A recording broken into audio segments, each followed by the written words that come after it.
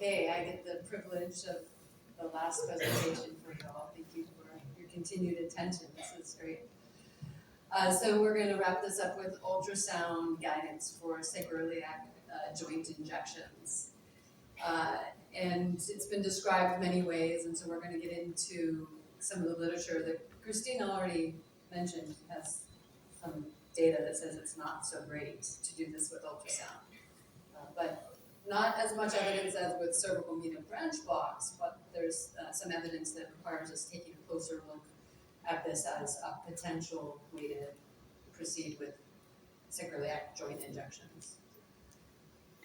So obviously there's limitations technically. You can't always see the SI joint with ultrasound, and the success rate has been as low as 5%, and we're going to talk about that study. But as high as 96%. But you have advantages. You don't see the bowel gas, right? Then sometimes that's a problem with fluoroscopy. But then you have the shadowing, you have osteophytes, you have calcified ligaments, and it can be problematic. And then body habitus obviously is a limitation. And you really cannot assess flow in the joints, and you cannot assess flow into a blood vessel, or as is often the case, sometimes you get flow, especially towards the S1 foramen from the joint, and you can't see that on ultrasound either. And we can see blood vessels, but we can't see if our injectate went into a blood vessel on ultrasound. So, all right, so what about this Stelzer article that said the success rate of ultrasound injections for the sacroiliac joint were only 5%. Well, if you look, they looked at fluoroscopy comparatively, and their failure rate was 50% by fluoroscopy, right? So you go, well, how'd they do the study? Well, they injected in the joint, and then they looked at a catheter dissection. However, let me go back here. The other problem is that the Stelzer study,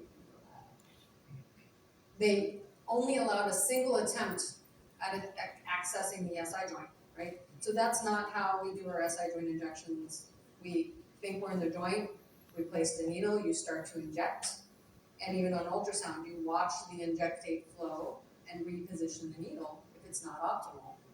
Same as with fluoroscopy, and this is why they got a 50% failure rate under fluoroscopy, is because they only allowed a single placement and then went and checked under fluoroscopy with contrast. Okay, so you go, why is it only 5%? Well, it's the way they did their study, so you really have to examine that more carefully. The G study looked at SI joint injections under ultrasound, then verified by fluoroscopy, and they got a little better success rate, up to 87.3%, but still less than fluoroscopy. This study was limited because they didn't describe the ultrasound technique. We don't know if it was in plane or out of plane. It was at the lower border of the joint, and so that study is also limited. This study by Perry and colleagues looked at cadaveric intra-articular injections, and they said that it was accurate 88% of the time. One was still frozen. That was a failure. They couldn't really assess it. They couldn't really see on ultrasound. You can't see when it's frozen. And one was considered unsuccessful before the dissection. They knew they weren't going to be in the joint. So that's another thing. It's like some of these, if you go with ultrasound and you see that you just can't see the joint at all, you don't, I'm not going to attempt it. And those should be excluded from this. They had a lot of periarticular spread. So partial extraarticular spread was seen under ultrasound in 33%, and then seen under fluoroscopy, another 20%. So 50% of these cadavers had extra-articular spread when they thought they were in the joint. The problem is they injected 5 cc's, right? We know the joint doesn't hold 5 cc's. So again, our data says you're not just in the joint. Well, you're not in the joint if you use 5 cc's under fluoroscopy either. Okay, you might be in the joint, but you're also having spread everywhere else. This study is very helpful. It's says we have the accuracy of 96%. And the two that failed were morbidly obese, right? So again, know your technical limitations. Those patients could be automatically excluded from your practice, and then suddenly your success rate is 100%. The people who don't like the study, they did not show us the arthrograms, so they didn't publish any of their images to say, okay, how good were your joint injections, right? And one of the arthrograms, they said, also had some intravascular spread. So that one shows good results. However, they don't show us what they actually got in the end when they said they were accurate. This study is very helpful. It's older, from 2003. However, it's helpful in a different way because they did look at data in a different way. They said, okay, we were only accurate 76.7% of the time. However, there was a big difference in their accuracy compared to the first 30 that these physicians did compared to the last 30. So this is showing that if you do your injection under ultrasound and verified with fluoro, over time, you will learn how to get in the joint more accurately under ultrasound by itself. Okay, so if you've done 30 and with a hybrid technique, and then you go on to do more, your accuracy may be more towards this 94% accuracy rate. Okay, so this kind of shows that this logarithmic improvement in success rate over time. Okay, so you are able to judge how well you did with your ultrasound technique and improve your technique the more of these that you do. So that's an important feature. So we're going to talk about the procedure itself. Okay, so how does Ipsis teach how to do this procedure? So the that one's still jumping. There's a way to back that one up. What is it? It's using tagging, so it's flipping forward before I flipped it. It should be on this one. Oh, okay. Anyway, the anatomy we learned about, right? So you have to be aware that the joint's more cephalad. You have the arthroidal portion that we're trying to access, but at the cephalad portion of the joint, you're going to be, this is posterior down here, you have this ligamentous portion, right? So we need to be at the inferior aspect of the joint under ultrasound, just like in fluoroscopy. So make sure we're accessing the joint where we can get into the synovial portion of the joint.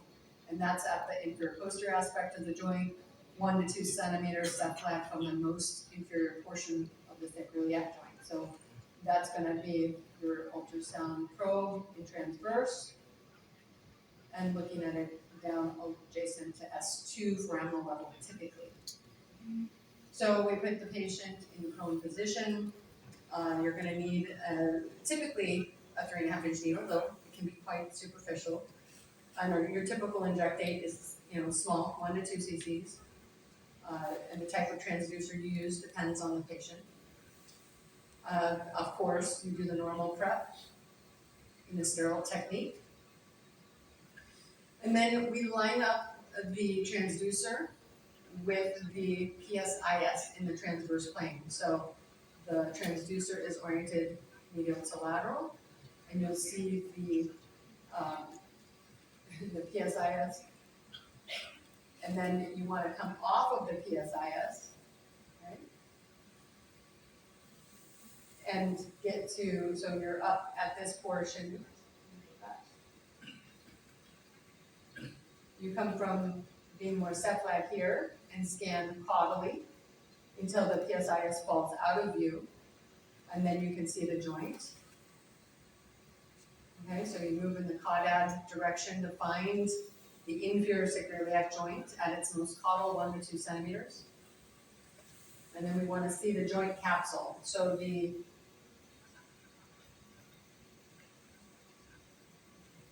this is labeled incorrectly. So this is the ilium portion. Okay, so this is lateral along the ilium, joint capsule, sacrum. This is the S2 foramen, so this should be sacrum. Sorry about that. So this is the S2 foramen. You want to be cognizant, with ultrasound also, that what looks like a joint could be a frame, right? So it can be a depression that you can see through, what would be this flashlight looking area that is very close to the joint capsule. Okay, so then you identify a medial to lateral or lateral to medial, depending on what bone spurs you see and how you think you're going to be able to access the joint. And insert the needle under ultrasound guidance with this in plane view, so you can see the trajectory of the needle. Okay? So in this view, is coming medial to lateral and coming across and into the joint here. Now, once you hit the target and you believe you're in the joint, you save an image. Okay? And then obviously you attach your injectate. And then here's a video showing the injectate flow. Ideally, you look as you're injecting under power Doppler. Okay? Under power Doppler, anything moving or injection will show up as color, right? So it can be a quote contrast pattern that you can see. And if you're having a bunch of injectate coming dorsally into your tissues, you know you're not in the joint, right? So it's not 100%, but it is another technique to help you prove that your injectate is flowing, at least not dorsally into the superficial structures. And of course, then take the needle out. An alternate method is scanning caudal to cranial. Okay, so coming from the sacral hiatus. Okay, so you can see that transversely, and then you can move the transducer a little bit lateral, and then scan the cephalad until you see the joint at its inferior border here. Okay, so as soon as you see the ilium come in and join the sacrum, you'll see this bony prominence when you scan the cephalad. As soon as you see the ilium come in and join the sacrum, you know you're at the sacroiliac area and you find the joint line. I find this method a little more difficult than coming from the PSIS down, but lots of people still use that one too. So for the SI joint intra-articular injection, ultrasound versus fluoroscopy, right? So again, ultrasound, let's say you have a pregnant patient, you're going to use ultrasound, you're not going to use fluoroscopy because you don't have ionizing radiation. It's easily applicable and cost effective. Your ultrasound machine moves around. You could take it with you, a portable one, to a satellite small clinic or a small clinic location. You can purchase them for much less than a fluoroscopy machine. Okay? You cannot see if intravenous uptake came on. You can't verify flow in the joint, right? You can't verify flow into the foramen, so that's a problem. However, the outcomes for injections into the joint, whether with fluoroscopy or ultrasound, are similar, right? So if you look at the overall effectiveness, maybe it's a little less effective when we use ultrasound, looking at non-standardized technique, right? So all these techniques are all over the board. But from an effectiveness standpoint, it's not that much inferior as some people would make it out to be.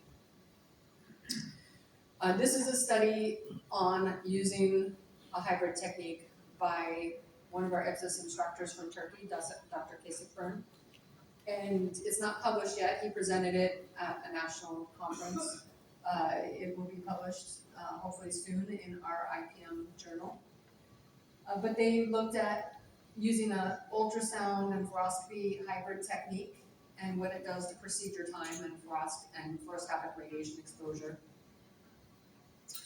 And obviously they're proposing that would improve time under radiation exposure and improve your procedural time. And they used, the nice thing about this study is because he's an IPSIS instructor, they used very standardized IPSIS techniques and imaging. So we have these nice images and to verify they actually did this correctly. And verified in more than one view under fluoroscopy as well. And they allowed repositioning of the needle under fluoroscopy and then injected a small amount of medication with 1.5 cc's, again, as per IPSIS guidelines. And their main outcome measure was the radiation exposure. They did look at outcomes of pain and disability at 1 month as well.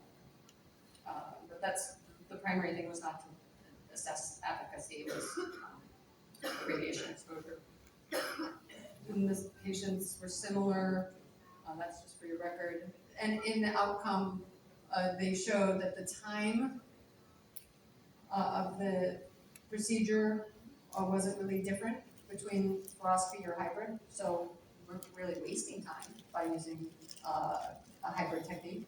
And then your fluoroscopy time was statistically significantly less, as was your radiation dose. So you don't increase your time, and you would decrease your radiation exposure when you look at using the hybrid technique.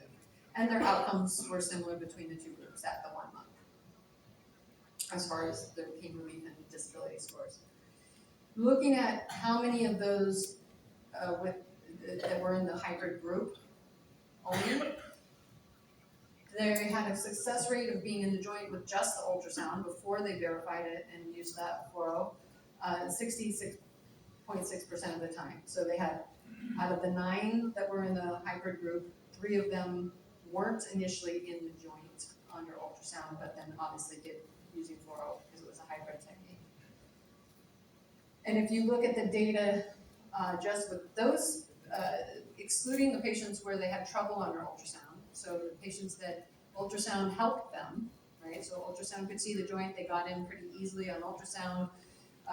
They had their procedural time was significantly less as well. So in patients where you can see it on ultrasound, this procedure is quicker when you use a hybrid technique. So this is an important caveat as well. It won't be every patient, but the majority of your patients, you are going to be able to see it under ultrasound, and it's going to reduce your procedural time to use both ultrasound and fluoroscopy. And so in the end, really what we're looking at is that when we do fluoroscopic SI joint injections, as we talked about yesterday, the SI joint is very difficult to access, right? And everybody has these challenges with the SI joint under fluoroscopy.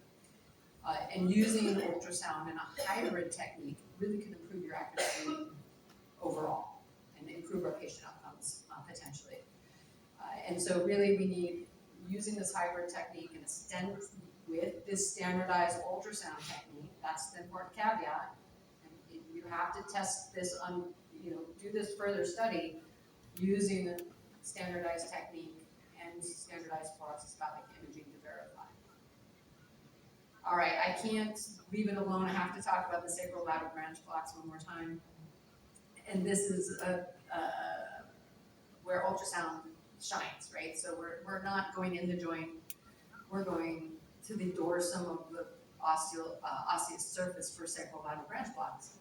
And we know that you can do lateral branch blocks with fluoroscopy by the Dreyfus method with multi-site, multi-depth, right? And that works. And we stay within a centimeter from the foramen, we use these clock-based coordinates, and you inject, and about 70% of the time you block that dorsal ligament and dorsal joint. With ultrasound, it has been compared to the Dreyfus technique under fluoroscopy. And again, this was with the Finlayson group in Canada, right? So he's done all this work for us. So you go to the sacral crest under ultrasound and you inject 3 targets. And they're described here for your reference, the amount that you inject and where. And I'm going to show that image to you, but reading the actual article itself basically tells you how to do this if you want to do it.